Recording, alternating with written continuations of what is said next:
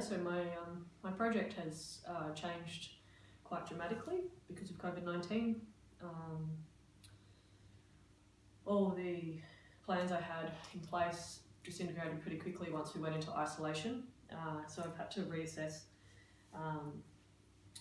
my concept and kind of what the final outcome would look like, and what work I can actually make during this time, and what kind of work would be meaningful in not just in response to what's happening, but also dealing or exploring things that have always existed for me and my community. And so I've had a lot of time to think about queer liberty for me personally, and keeping a close eye on how my community has been responding to the pandemic, seeing a lot of our queer spaces shut down, clubs in particular.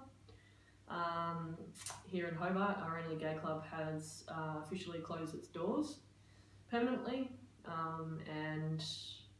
so thinking about the club and nightlife, it has symbolised and meant liberty for us.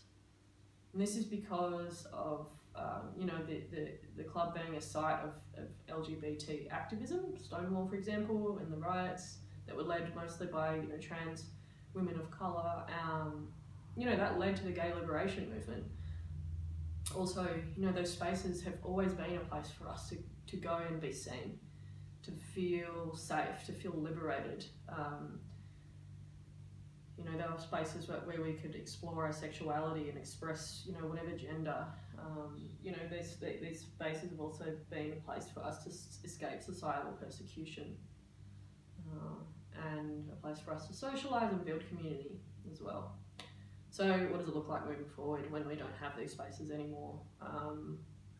Previously we've danced together in clubs to celebrate the lives that we've lost through HIV and violence.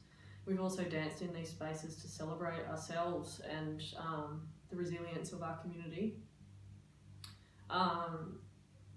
And so I want to really highlight the fact that queer liberty has never really existed without loss. In fact, it lives, it coexists in tandem with loss. And so my work will be responding to this idea. And really what it's going to look like going forward